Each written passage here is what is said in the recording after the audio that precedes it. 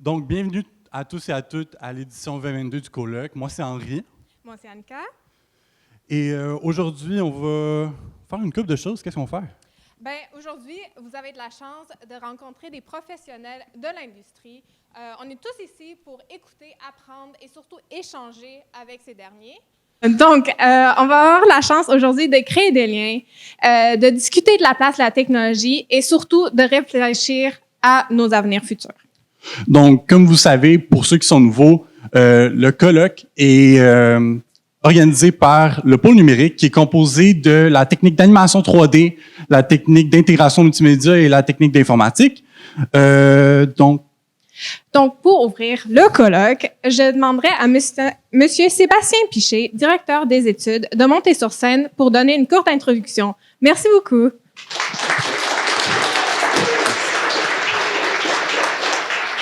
Merci beaucoup. À chaque année, je me sers de cet événement-là pour voir si notre pôle numérique a une bonne croissance, si ça va bien. Puis là, je vois plein de gens qui n'ont même pas de place pour s'asseoir. Je vois plein de gens en haut. Il y a vraiment une bonne croissance, puis je suis content de voir autant de personnes. Je vous remercie d'être là. Je remercie les gens qui ont organisé, donc vos enseignants, puis les étudiants qui prennent de leur temps là, pour organiser cet événement-là, mais particulièrement les gens de l'industrie qui prennent leur après-midi pour venir vous rencontrer puis vous parler des métiers de l'avenir.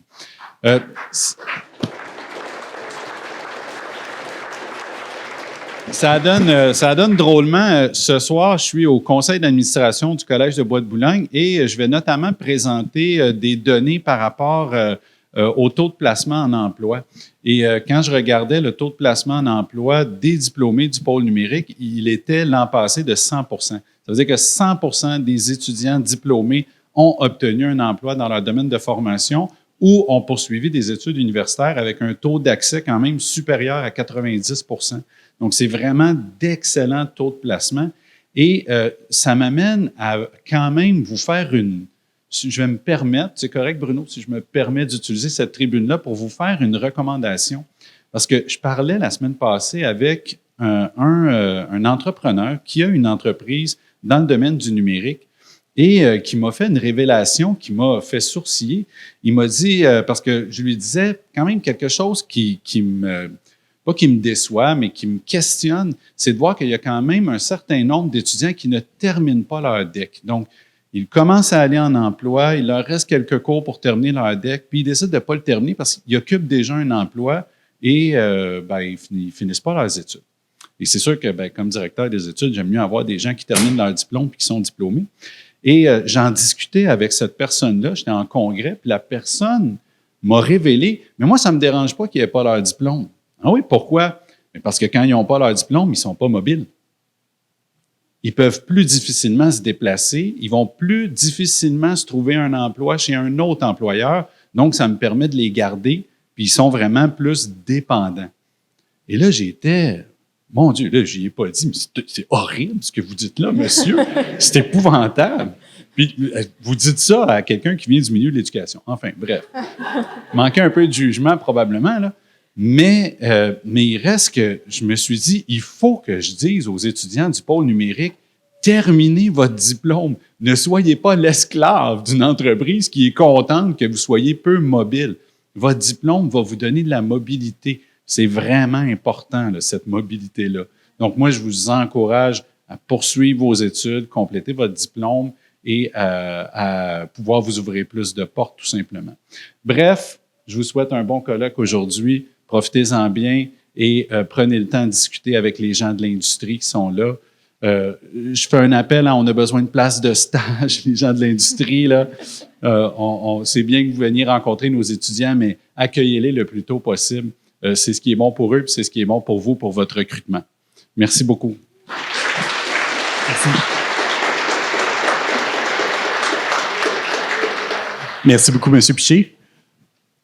Merci, c'était une anecdote un peu désastreuse. Mais bon, on va continuer sur une note pas mal plus positive. On a la chance aujourd'hui, pour notre table ronde sur les métiers créatifs, d'avoir Anne Le Bouillonnec avec nous. Je vais vous demander de l'applaudir chaleureusement. Merci beaucoup.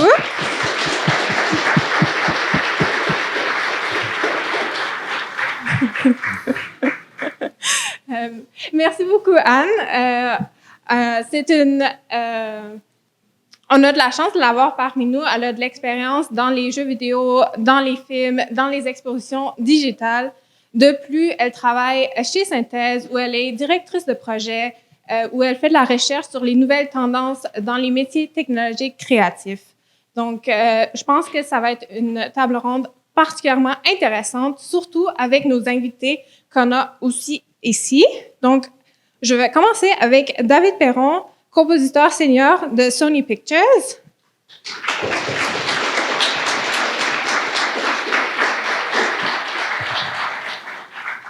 Également, Guillaume Raymond, External Art Manager chez Cloud Chambers.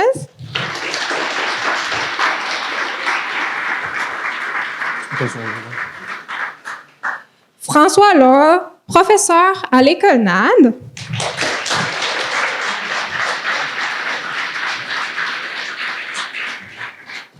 Jasmine Gervais, fondatrice de Walrus.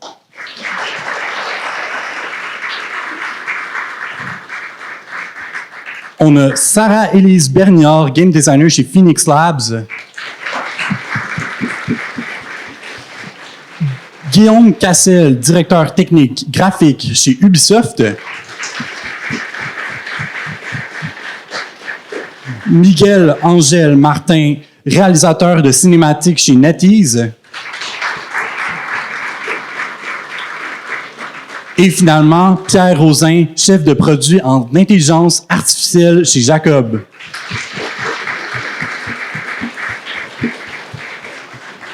Avant qu'on commence la table ronde, j'aimerais juste mettre en place quelques règles. Premièrement, pas de téléphone, on filme pas ce qui reste à Bois-de-Boulogne. Ce qui se passe à Bois-de-Boulogne, il reste à Bois-de-Boulogne. Et aussi, les conférenciers qui sont ici présents, on va les voir dans les salles en bas tantôt, mais aussi, soyez respectueux envers eux, ils ont pris le temps de venir ici. Donc, écoutez-les. Puis c'est une opportunité en or pour vous d'apprendre sur plein de choses différentes. Donc, vraiment, saisissez l'opportunité. Puis c'est ça. All right. Donc, maintenant, place à la table ronde. Je vais vous laisser le micro. Voilà.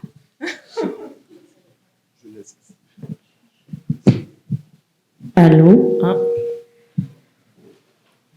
Bonjour tout le monde. Fait que je suis un petit peu de biais.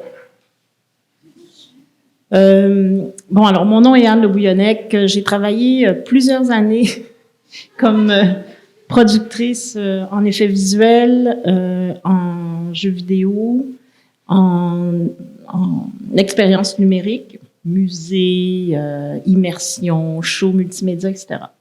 Puis, ça faisait à peu près 28 ans que je faisais ça et j'ai décidé d'aller vers une entreprise qui s'appelle Synthèse, qui est fondée par le ministère de l'Enseignement supérieur, donc Synthèse pour l'Image Québec, qui travaille principalement à développer des nouveaux programmes dans notre secteur, à améliorer certains des à valoriser le travail des entreprises et les mettre en lien et les mailler beaucoup plus avec les gens des institutions d'enseignement. Tout ça pour vous, en fait, pour créer des meilleurs travailleurs dans ce secteur. On s'entend que ce secteur, il y a 30 ans, avec François, on a commencé, on n'était pas beaucoup au Québec qui travaillaient en 3D. Là, on avait un logiciel qui s'appelait Softimage, puis ça faisait tout jusqu'à la fin. Et aujourd'hui, comme plusieurs d'entre vous voyez déjà, c'est la quantité de logiciels spécialisés que ça prend pour être capable de passer à travers un pipeline. Et ce qui se complexifie depuis quelques années, c'est que c'est un peu transversal, la création numérique, dans le sens où il peut y en avoir partout. Il peut y en avoir en médecine, pour des applications thérapeutiques, il peut y en avoir dans les mines, pour l'exploration minière, il peut y en avoir aussi juste dans le divertissement, je pense que comme le jeu, l'art du spectacle, etc. Donc, ça se multiplie. Et les différents secteurs qui est création numérique immersive, tu sais, des applications in situ là, dans la ville touristique où il y a des projections puis des trucs avec de la scénographie, etc. Ça existait pas tellement avant. Maintenant, on a des parcs d'attractions immenses qui sont beaucoup aux États-Unis, Dubaï, etc., où il y a beaucoup d'entreprises québécoises qui alimentent ces entreprises-là. Donc ça, c'est le côté immersion, exposition immersive, qui demande une très grande agilité de la part des gens, des artistes qui travaillent, parce que là, on mélange le son avec l'éclairage, avec le 3D, avec du 2D, avec la projection sur des buildings, donc il y a un traitement particulier à ça. C'est pas juste faire aussi un jeu, c'est pas juste faire un film, c'est beaucoup plus explosé. En même temps, quand je dis faire un film ou faire un jeu, c'est pas parce que c'est simple, c'est d'autres genres de spécialités, de particularités. Donc, en fait, pour faire bref, tout ça a fait qu'à un moment donné, le ministère de l'Éducation supérieure, donc ça, c'est les cégeps, université, maîtrise, doctorat, postdoctorat, recherche, innovation, nous ont demandé, pouvez-vous faire le tour, l'état de l'art, là, vers où ça s'en va? Parce que là, nous, on a du mal à comprendre les différents aspects de tous ces métiers. Parce que on est passé de peut-être 2-3 métiers dans ce genre de job-là à plus d'une centaine maintenant. Donc là, vous devez tous vous réveiller le matin en vous disant qu'est-ce que je vais faire, qu'est-ce que je choisis comme spécialité, est-ce que je me laisse aller, je fais du transversal puis je verrai bien.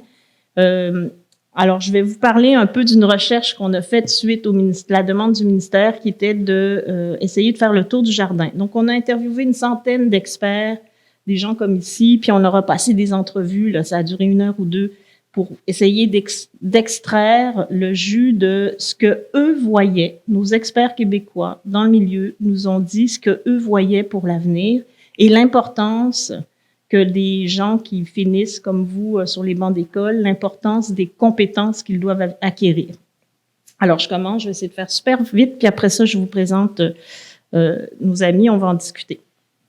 Donc, travailler en création numérique, l'évolution des métiers graphiques 2D, 3D en jeux vidéo. C'est très axé graphique, cette recherche, en fait. Donc, l'idée, c'était de définir les compétences nécessaires dans les prochaines années pour répondre aux besoins de la main-d'œuvre en création numérique. Là, tu sais, le taux de placement, là, Sébastien disait, très, très bon taux de placement parce que vous êtes chanceux. Il y a une pénurie de main-d'œuvre.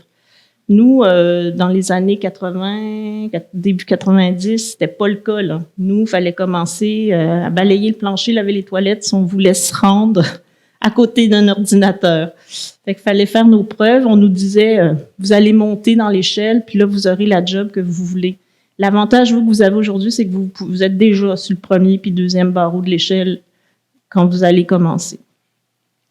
Donc, les critères d'embauche, vous les connaissez. On a fait une enquête là-dessus avec les entreprises. Quels sont les critères d'embauche? Qualité technique et artistique du portfolio et les compétences comportementales. Vous allez me dire, Anne, on sait tout ça depuis bien longtemps. Sauf que je vous dis, les entreprises ont réitéré ça.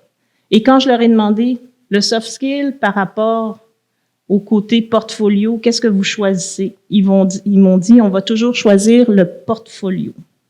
Par contre, quelqu'un est engagé pour ses compétences artistiques et techniques, mais est débauché en général à cause de son manque de compétences soft skills.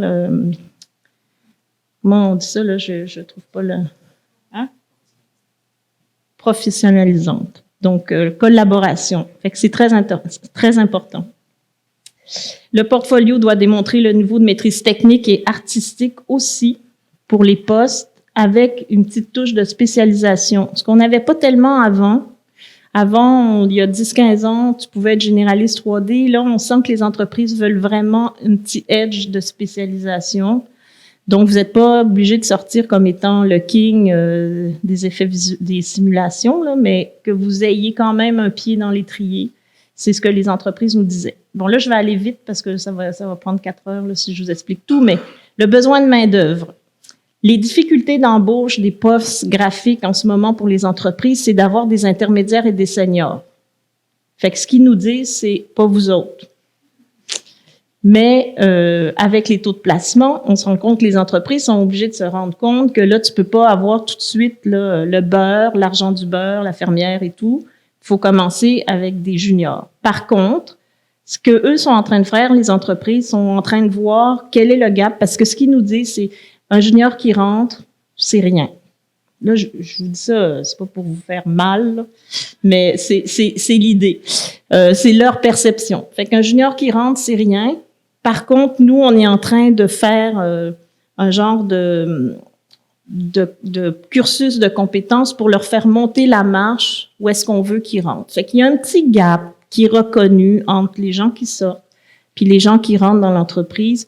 Il y a une petite zone d'apprentissage qui va peut-être être un peu violente pour vous ou challengeante pour vous quand vous allez commencer. C'est rien de plus normal, OK?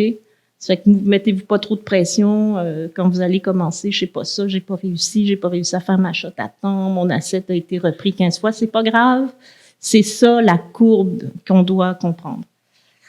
Ensuite, dans les nouvelles réalités en création 2D, 3D des dernières années, mettons les 5 à 10 dernières années, il y a eu un rythme accéléré de la vitesse de production. C'est-à-dire qu'il y a beaucoup plus de contenu à cause de Netflix, tout ça. Ça fait que là, il y a beaucoup plus de commandes et on veut que ça sorte vite.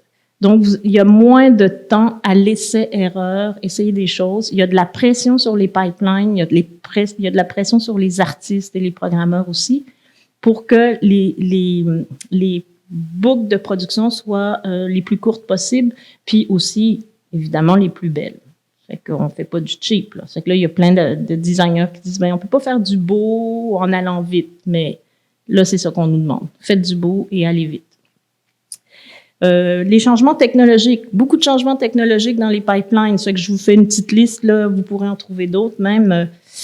Beaucoup plus de logiciels spécialisés pour chacune des disciplines, OK?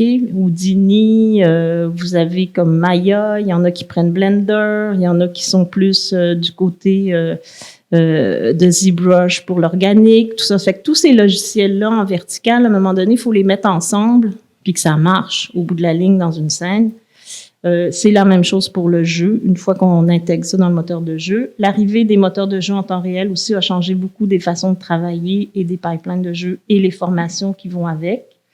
Donc, la complexité des pipelines de production était un élément qui est ressorti beaucoup quand on a fait nos interviews. L'intelligence artificielle, évidemment, puis l'apprentissage machine aussi change pour certains, surtout en jeu, des façons de travailler. Les opérations continues des jeux, le live ops, c'est-à-dire que le jeu il est jamais fini, ça va durer 10 ans. Les gens de chez Square Enix nous disaient, nous, quand on part un jeu en ligne, faut qu'il dure 10 ans. Faut que le IP il soit assez généré pour que ça dure 10 ans. Ça met quand même assez de pression sur une équipe de production et ça la monopolise tout le temps sur la même franchise, ce qui aussi change un peu la façon de travailler en jeu. Ensuite, vous avez les outils de jeu dans le monde des effets spéciaux, fait que les moteurs de jeu Unreal, Unity, qui rentrent beaucoup plus dans le monde du film. Alors, il y a un superviseur chez DNEG qui disait nous, on a fait la semaine passée un premier plan pour un film final avec Unreal. D'habitude, les compagnies d'effets visuels vont travailler avec des moteurs de jeu pour faire la previs, des trucs comme ça, mais jamais pour un rendu final. Là, on commence à se rapprocher de cette volonté-là. Donc, très probablement, plusieurs d'entre vous vont devoir travailler en tant qu'artiste avec des outils comme ça. Donc, voilà. Réalité virtuelle, réalité augmentée, reality mix aussi, c'est comme un nouveau médium qui commence à être exploité, expérimenté de plus en plus.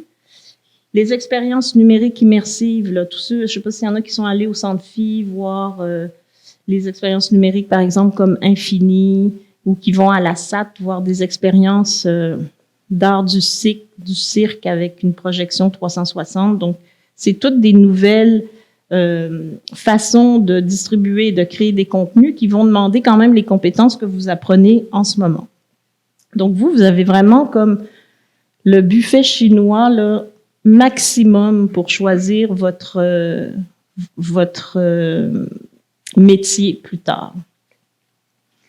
Ensuite, tout ce qui est réseau, puissance des réseaux, matériel informatique qui se développe, a beaucoup aussi changé la façon de travailler. Par exemple, on parle beaucoup du cloud gaming, c'est-à-dire que est-ce qu'on va avoir, tiens, une petite question. Combien il y en a qui pensent que les consoles vont encore exister dans 5 ans, consoles de jeux? OK. Quand je pose la question aux étudiants à qui j'enseigne, il y a la moitié qui disent qu'il n'y en aura plus parce que, à cause de la puissance des réseaux, maintenant, on n'aura plus besoin de la console. Ça fait que ça, c'est des grands enjeux commerciaux, mais aussi, ça change aussi un peu la façon de travailler et de créer nos jeux. Donc, comment préparer la relève? Variété des logiciels spécialisés pour chacun des métiers, des familles de métiers. Logiciel de création procédurale. Développer votre œil artistique, même si vous travaillez avec Substance Designer pour faire vos trucs, faut que vous ayez l'œil quand même, parce que ça sert à rien de peser puis de mettre des presets pour une image si elle est pas belle. Donc, vous devez absolument développer votre œil. C'est ce que tous les artistes nous disaient. Les étudiants qui sortent, les plus jeunes, ils ont la technique, ils manipulent le logiciel, mais ils n'ont pas tout le temps l'œil. Donc, l'intelligence artificielle aussi, machine learning, tout ce qui est rotoscopie automatisée, il y a beaucoup de travaux qui se font là-dessus. C'est pas encore super au point, mais ça va s'en venir. Vous allez devoir probablement travailler avec ce genre de système. Les moteurs de jeu en temps réel, les technologies de capture de mouvement, de photogrammétrie, de numérisation volumétrique sont de plus en plus utilisées aussi. Fait que c'est fini là, le temps où on modélise notre petite chaise, là, puis nos 12 petites chaises, puis nos 12 petites tables pour mettre des assets dans le jeu. Maintenant, c'est beaucoup, ou bien on va photogrammétriser, je sais pas si je peux dire ça, des environnements, mais aussi il y a beaucoup de banques de données, notamment dans le jeu, des données d'assets. Parce que tu prends toujours la même table, tu changes de couleur, tu la scratches un peu. Ça fait il va y avoir au niveau du modeling, la modélisation aussi, une certaine façon de travailler différente pour que ça aille plus vite. Ça empêche pas le fait qu'il va y avoir des shots héros, des assets héros dans un truc où là, on travaille vraiment bien notre personnage, etc. Mais tous les petits assets, là, la petite théière, puis refaire bondir une balle, ça sera peut-être pas vous qui allez faire ça si vous voulez être modeleur dans les prochaines années. J'ai un ami, je veux pas décourager les gens, là, mais j'ai un ami qui m'a dit, qui travaille dans le milieu, qui m'a dit, moi, si mon fils me dit qu'il va être modeleur, je vais lui dire, oublie ça, là, fais autre chose. Fait que là, qui c'est qui a envie de pleurer? Alors, ce que ça veut dire, c'est que si vous allez en modeling, essayez de vous assurer de faire des beaux modelings artistiques. Ne vous contentez pas de faire des assets simples. Ça va être ça, l'exigence. Donc, la formation de la relève, nouveau mode de production, tout ce qui est production virtuelle, 360, projection. Maintenant, les besoins à combler à la formation initiale. J'ai presque fini, là. Les chaînes d'opération, connaître les pipelines dans les différents secteurs, au moins connaître un peu comment ça marche.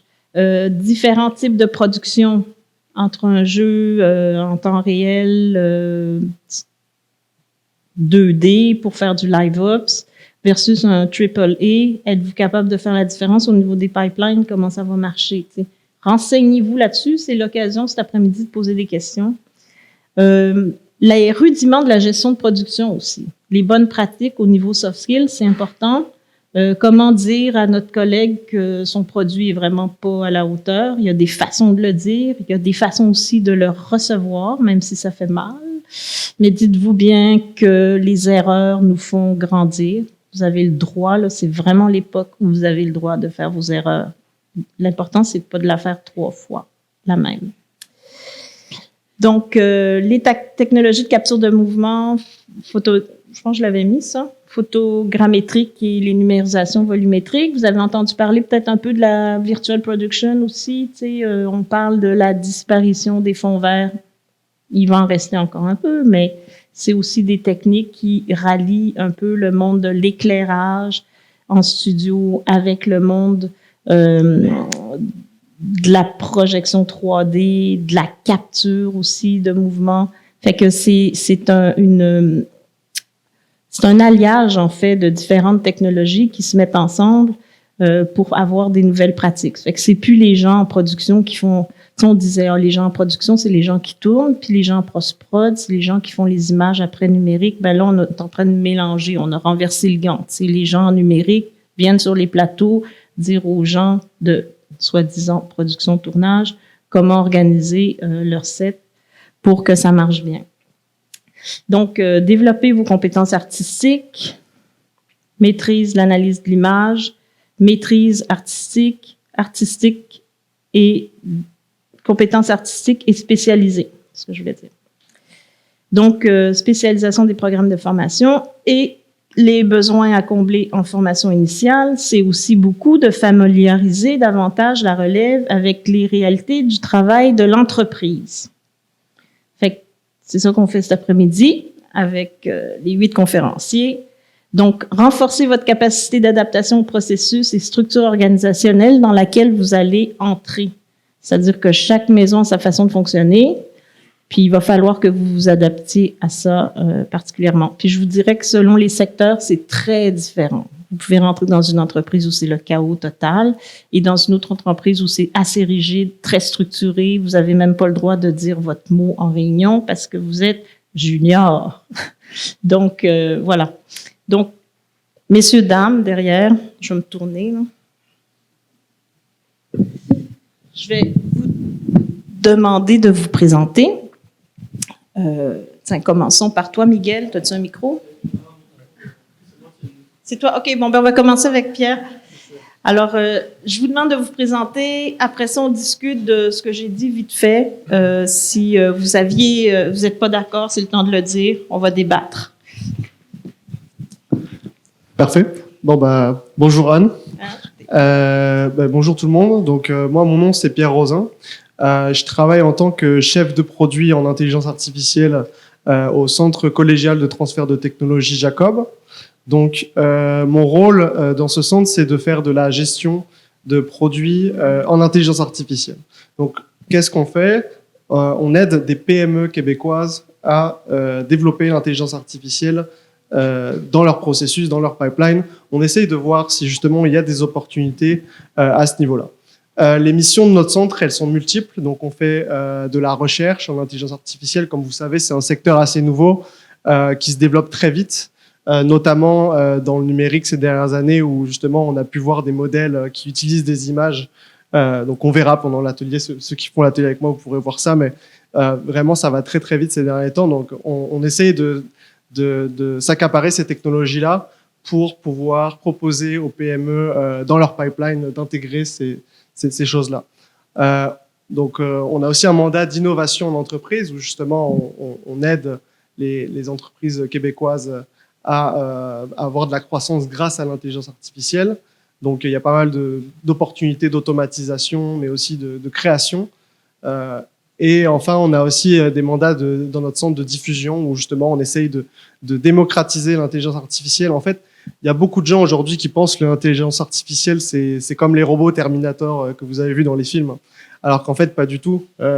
L'intelligence artificielle, c'est vraiment... l'idée, c'est d'être un outil qui aide l'humain, qui accompagne l'humain dans la création, mais aussi dans l'automatisation. Donc, on essaie vraiment d'expliquer ça à tout le monde et de démocratiser ça au Québec. Donc, voilà pour moi.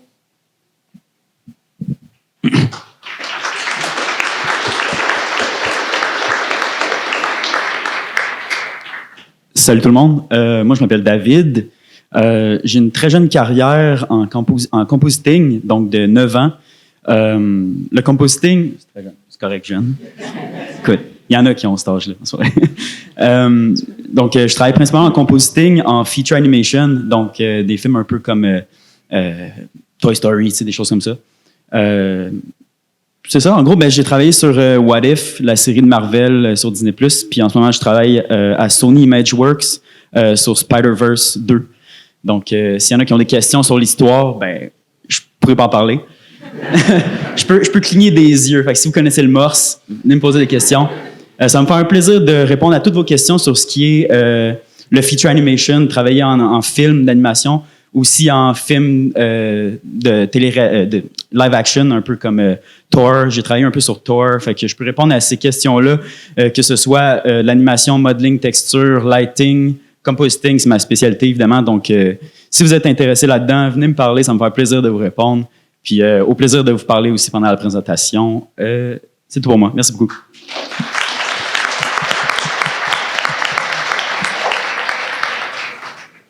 Bonjour tout le monde, je m'appelle Guillaume Raymond, puis je suis un artiste de personnages. En ce moment, j'ai un titre de gestion de personnages externes, qui est comme plein de mots qui veulent rien dire. Mais en gros, je m'occupe de nos partenaires externes, puis je fais de la direction artistique avec eux, m'assurer que leurs personnages sont de qualité. Dans le passé, j'ai été un artiste de personnages pendant 5 ans, et j'ai fait un peu de job technique aussi sur les personnages, qui consiste à s'assurer que le rendu visuel est bon, qui est fait en mémoire, que les pipelines sont optimisés, puis de juste s'assurer de la qualité des personnages en général. Et je travaille pour un studio qui s'appelle Cloud Chamber, que personne connaît, mais qui travaille sur le prochain titre de BioShock. Ouh! C'est ça. Si jamais vous avez des questions sur l'industrie ou quoi que ce soit, je serais ravi d'en parler. Puis ajoutez-moi sur LinkedIn. Merci.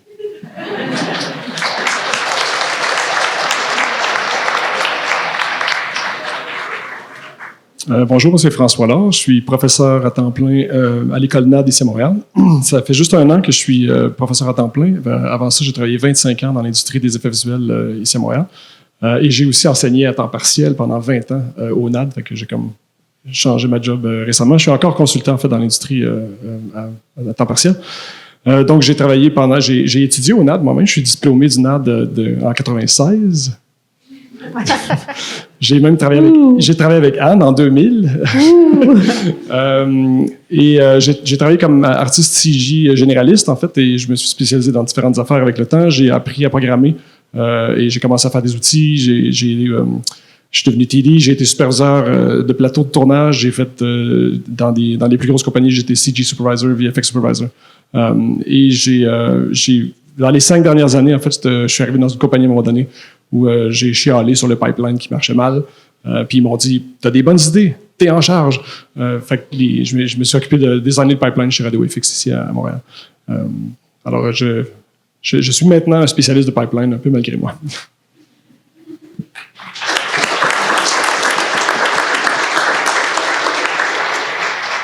Bonjour tout le monde. Je m'appelle Jasmine Gervais. Je suis cofondatrice et chef des opérations chez Walrus Creative Technologies. C'est quoi Walrus? C'est une drôle de bébite qui, en fait, on est une agence de créativité technologique spécialisée en mobilisation d'audience. Qu'est-ce que ça mange en hiver? Hein? Ouais. Dans le fond, j'aime bien dire, excusez mon québécois, qu'on a le cul entre plusieurs chaises. Entre le marketing et le divertissement, entre l'art et la technologie. En fait, on crée des expériences immersives, interactives. En fait, c'est un carré de sable créatif où on fait beaucoup de choses différentes, mais essentiellement, le but, c'est de faire interagir les gens à travers leur téléphone et de leur faire découvrir des expériences entre l'art et la technologie dans des espaces publics. Donc, on travaille beaucoup avec des festivals, on travaille beaucoup avec des venues comme en fait, on fait des expériences pendant les games de hockey aux Canadiens. Donc, ça ratisse vraiment large. J'en parlerai un peu plus en détail dans ma présentation, dans ma conférence individuelle parce qu'on fait vraiment beaucoup de choses. Mais essentiellement, une des choses sur lesquelles on focus beaucoup puis on fait beaucoup de recherche et développement, c'est sur la réalité mixte. Donc, voilà, qui est encore un bébé, c'est un concept encore très nouveau. Et on a un projet que je vais aussi présenter pendant ma présentation, qui est La vie secrète des monstres, qui est dans le fond, qui est à cheval entre une installation d'art public, une expérience de réalité mixte et un projet de vidéo mapping. Et tout ça, dans le fond, encore une fois, en alliant le marketing et le divertissement, mais dans un space vraiment hybride. Donc, voilà. Donc, ça sort quand, ça, le monde des monstres? Oui, La vie secrète des monstres va être diffusée au quartier des spectacles à la sortie du métro Saint-Laurent au printemps 2023. Donc, la date est encore à confirmer. Mais donc, c'est un gros projet qui est, on va dire, porté par Tourisme Montréal, par le quartier des spectacles, par le Fonds canadien des nouveaux médias. Bref, c'est un projet qui est assez unique en son genre, qui, on espère, va marquer une nouvelle génération d'expériences entre le monde virtuel et en in situ. Donc, in a nutshell. On vous y attend.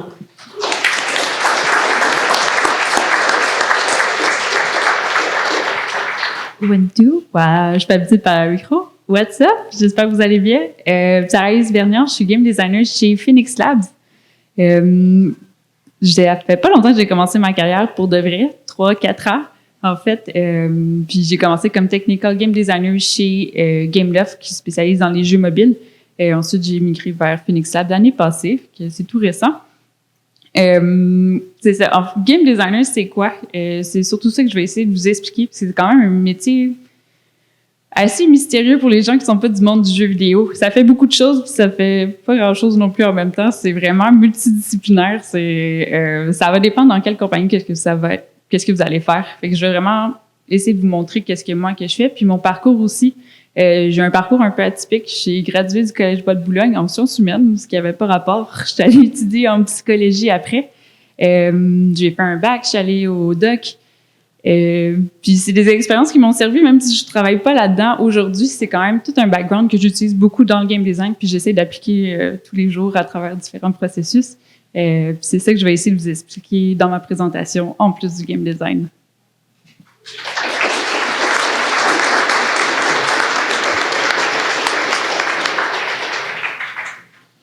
Bonjour à tous. Mon nom, c'est Guillaume Cassel. Je suis directeur technique graphique chez Ubisoft. J'ai commencé là en 2003. Ça doit être à peu près vos années de naissance, en moyenne. Qu'est-ce que ça fait, un directeur technique graphique? En fait, ça dirige les technical artists, pour ceux qui savent ce que c'est. Les technical artists, ce sont des gens très paresseux qui passent leur temps à essayer d'automatiser et réduire le nombre de clics qu'ils ont à faire et accessoirement ceux de leurs collègues. Donc moi, dans mes presque 20 ans à Ubisoft, j'ai travaillé sur plusieurs licences dont vous avez probablement entendu parler. Splinter Cell, ça fait longtemps. Assassin's Creed, j'ai travaillé sur Valhalla il y a encore 2 ans. Les 3 Watch Dogs, puis d'autres jeux qui méritent pas nécessairement d'être mentionnés. Mais si vous êtes intéressé, vous pouvez venir me demander plus tard. C'est pas mal ça. Voilà. Merci.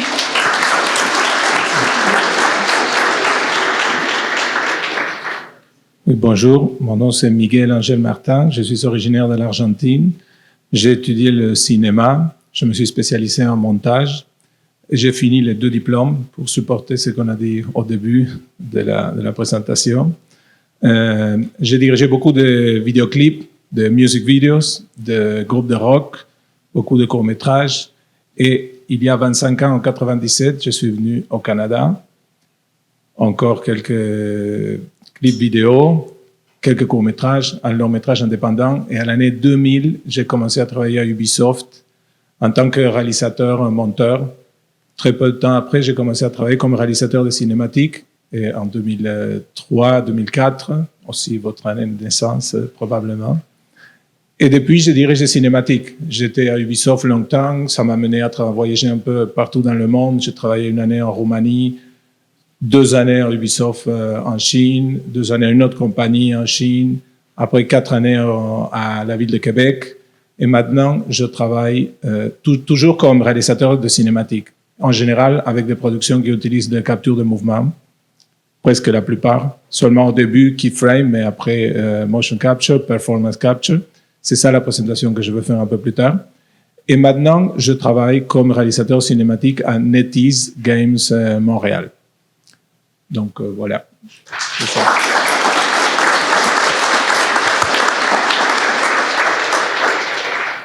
Bon, merci tout le monde. Bon, alors là, ça va être un dur choix pour vous tous. Hein. Vous devez choisir 2 présentations. Chaque conférencier va faire 2 présentations, donc vous pouvez pas rester 2 fois la même. Ça serait pas constructif. Donc, justement, là, on va faire une petite discussion entre nous. Les trucs que j'ai dit, là, si vous m'avez écouté rapidement, là, tout ce qui est nouvelle prospection, nouvelle techno, le côté spécialisation des artistes, le côté justement, il y a comme des nouveaux programmes de formation qui sortent justement pour former des artistes techniques. Est-ce que ça change beaucoup? Est-ce que vous trouvez que ça a beaucoup changé? Comme je te vois hocher du bonnet là, au niveau des techniques puis de la vitesse de production. Quels seraient les grands challenges en ce moment que vous pouvez voir? Alors, c'est peut-être pas la réponse que vous attendez. Le plus gros challenge en tech art, c'est la relève. Ouais. Qui est intéressé? T'es engagé. Donc, en fait, pour vrai, pour moi, en tech art, le plus gros challenge, c'est de trouver des gens qui sont intéressés d'en faire. Est-ce que ça a changé? Oui, clairement. Moi, je suis directeur technique graphique. Je pense que ça fait 15 ans que j'occupe ce poste-là. Quand j'ai commencé, ça sonne beau, un directeur technique, mais c'est beaucoup moins beau en vrai. Ça sonne pompeux, mais en fait, j'ai commencé, je faisais essentiellement une job de technical artist, sauf qu'on était sur des équipes de 30-50 personnes. Maintenant, on est sur des équipes de 300 personnes à Montréal, mais à travers tous les studios dans le monde, il y en a 1000. Donc, en tant que directeur, je m'occupe de manager plus high level des artistes techniques. Après, fondamentalement, on fait encore les mêmes choses, c'est-à-dire on s'assure que les gens avec qui on travaille produisent du data qui est cohérent, performant et beau. Après, il y a tout le temps des nouveaux outils, donc il faut se tenir toujours au courant de ce qui sort, des nouvelles techniques. Mais globalement, c'est ça. Est-ce que ça répond quand même un peu à la question? Ben oui, c'est super. Qu'est-ce que tu en penses, toi, du cloud gaming? Ben, je peux pas vraiment donner un avis professionnel là-dessus parce que je travaille pas sur des projets où on utilise le cloud gaming. On utilise le cloud de plus en plus en prod, par contre. Donc, je peux parler en tant que consommateur. Personnellement, moi, ça me parle pas vraiment, mais parce que technologiquement, on n'est pas encore rendu là. Et je pense que l'industrie est relativement conservatrice dans l'adoption de nouvelles technologies de ce genre-là et que c'est uniquement le jour où ça va être absolument parfait qu'on va aller en ligne et qu'on va l'adopter. Mais en vrai, je pense que ça change pas vraiment les méthodes de production jusqu'à preuve du contraire. OK. François, vas-y. Toi qui parles toujours. Tu poses la question, c'est quoi les grands défis aujourd'hui? Si je parle en effet visuel, en fait, tu en as parlé tantôt rapidement, les grandes compagnies, les grands clients, en fait, d'effets visuels autrefois. Il y a quelques années seulement, c'était les grands studios de Hollywood, en fait, Fox, Universal. Aujourd'hui, c'est en train de changer, c'est rendu des compagnies de streaming, donc Netflix, Disney+, et Apple, qui arrivent avec de giga-projets, et il faut les dates de livraison sont assez courtes, c'est souvent des séries, c'est rarement des films. Fait qu'une série, c'est plusieurs livraisons à faire, ce qui fait qu'on a énormément de travail à livrer en très peu de temps. Tu sais, t'en as dit un mot aussi tantôt, c'est un vieux classique qui existe depuis longtemps quand on demande à un client, faut que tu choisisses parmi 3 choses, ou bien c'est bien fait, vite fait ou pas cher, tu as le droit d'en choisir 2 parmi les 3, tu peux pas avoir les 3 en même temps. Ben, ce qui se passe aujourd'hui avec ces gros studios-là, c'est qu'ils arrivent avec une grosse poche d'argent, puis ils disent, on veut que ce soit vite fait et bien fait. Voici énormément d'argent. Puis c'est la façon, dans les 3 choix, c'est celui qui est le plus difficile à faire. Je peux payer une personne pendant 100 jours pour faire un travail, ça va donner un résultat. Mais pour le même budget, je peux payer 100 personnes pendant une journée, ça va vraiment pas donner le même résultat. Ils vont se dire leur nom, salut, moi c'est Michel, salut, moi c'est Marc, puis après la fin de la journée, il va être fini, puis il n'y aura rien de fait. C'est ça les défis qu'on a aujourd'hui, c'est d'être capable de produire énormément de travail en très très peu de temps avec beaucoup de monde. C'est vraiment très difficile. Si je peux rajouter du côté des jeux, en tout cas. Il y a aussi un gros défi qui vient quand ça vient à l'expertise des gens qu'on embauche. Dans le fond, on a beaucoup de gens qui sont vraiment spécialisés, qui ont étudié de leur côté puis qui savent exactement qu'est-ce qu'ils font. Ils font des très, très beaux projets. Mais en termes de production en tant que tel, ils n'ont pas nécessairement beaucoup d'expérience à travailler avec d'autres personnes. Donc, un environnement comme vous avez ici, Bois de Boulogne, c'est excellent pour commencer à rencontrer les gens, commencer des projets, faire des game jams. C'est le genre de contexte qui va vraiment être pertinent pour plus tard dans le jeu ou dans votre carrière quand vous allez rentrer dans l'industrie. En tant que personne qui embauche des gens pour travailler avec puis qui est vraiment content de rencontrer le monde. Souvent, j'ai vraiment la misère à connecter avec des personnes qui ont pas le profil d'interactivité ou qui veulent juste dire, ben moi, j'aime faire des modèles puis c'est tout. Ben, il va falloir qu'il y ait un petit extra qui se donne. Une autre chose aussi, c'est que souvent, les gens vont apprendre quelque chose de vraiment particulier. Ils vont apprendre, je vais faire des personnages, je vais juste faire des personnages, mais ils vont pas apprendre le contexte dans lequel les personnages sont introduits. Un exemple, c'est quand vous jouez à un jeu, un personnage, ça a des textures, ça bouge, ça a un lighting, ça a des dialogues, ça a des cinématiques. Puis toutes ces choses-là, si vous avez des connaissances dans ça, ce que vous apprenez de manière généraliste en ce moment, c'est quelque chose qui va vous aider plus tard dans le domaine, comme ça l'a fait pour nous tous, j'imagine. Je vais rajouter juste un petit point. Je suis d'accord avec les messieurs ici présents. La chose que j'ai apprise un peu dans mon parcours, c'est que l'aspect technique, tu peux l'apprendre très rapidement. C'est facile d'apprendre la technique sur YouTube, il y a des tutoriels. L'aspect créatif, l'aspect artistique, c'est beaucoup plus difficile. Donc, de se pencher sur cet aspect-là le plus tôt possible, de regarder des tutoriels de comment le volume des personnages, le lighting, l'éclairage, etc., c'est beaucoup plus pertinent, selon moi, que l'aspect technique qui va arriver aussi avec l'expérience de travail, puis de côtoyer des gens d'expérience comme ici présent. Voilà. L'œil, ce qu'on appelle l'œil. L'œil, oui, exact. Ouais. On n'a pas d'autres mots pour dire ça, mais développer l'œil. Il y a une fille en compositing que je connais bien, là, ça fait plusieurs années qu'elle fait ça. Elle disait, nous, le problème qu'on a avec les juniors, c'est qu'ils voient pas, par exemple, que le parallaxe marche pas, ils arrivent pas à bien construire leur arbre dans New pour que ça soit logique dans l'image de la manière dont ils placent les choses. Puis ça, c'est un très gros apprentissage à faire, surtout quand on veut faire du compositing. C'est pas juste mettre des layers un par-dessus l'autre. Pour ajouter à ça aussi, dans le dossier généralement qu'on engage dans le domaine qu'on engage des gens généralement, on veut des personnes qui sont des bonnes personnes en général, puis le reste des compétences, on peut les entraîner généralement.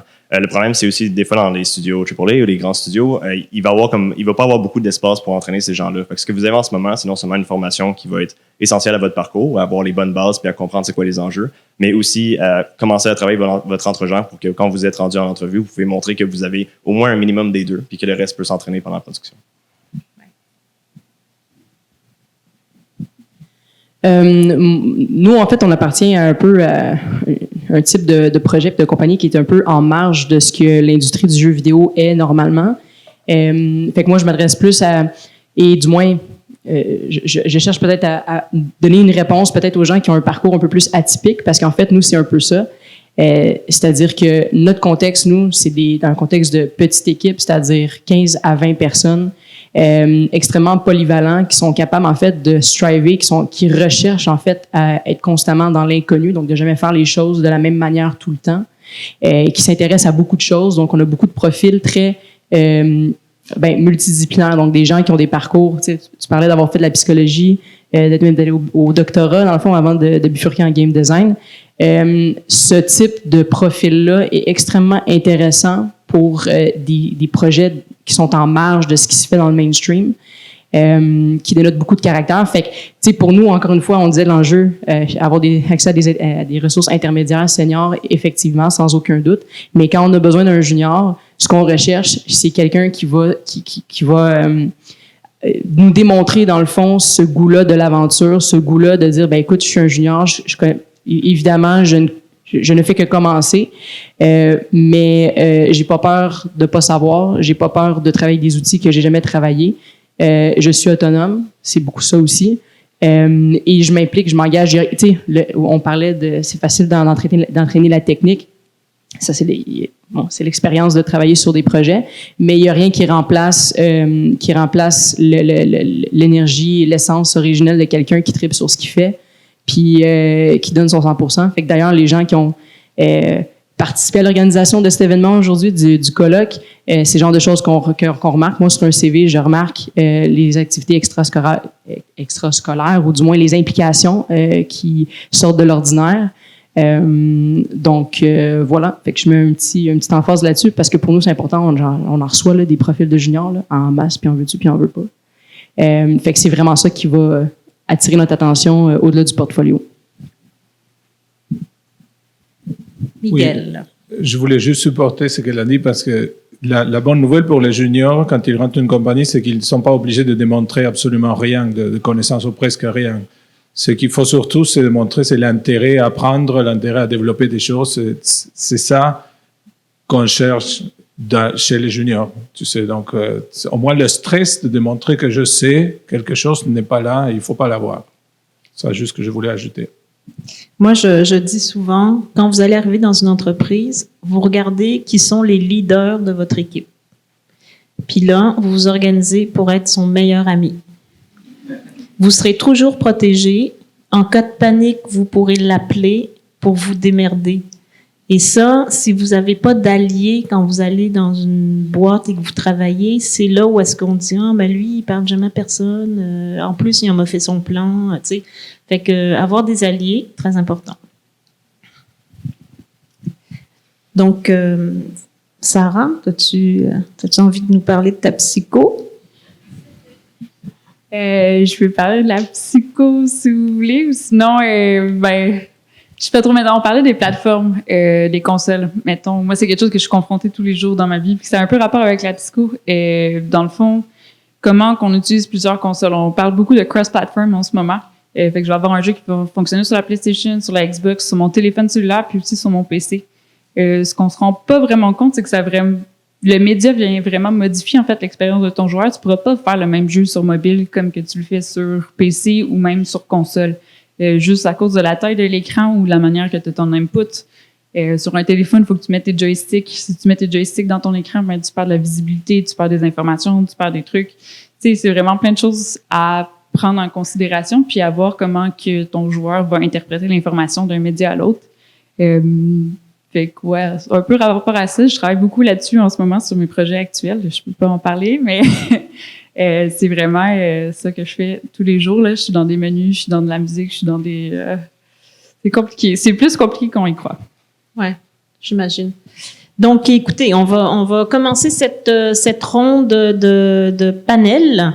Je vais juste vous dire une petite chose, là. On parlait de stage puis d'intégration au milieu de travail. Donc, Synthèse, l'organisme pour lequel je travaille, on organise tous les ans à la fin mai, à la fin de votre session, des stages pour l'été avec des entreprises comme ces entreprises-là. Donc, vous allez en entendre parler par vos professeurs. Il y a comme une façon d'appliquer. Il faut que vous fassiez une petite vidéo de vous. Où est-ce que vous allez vous vendre?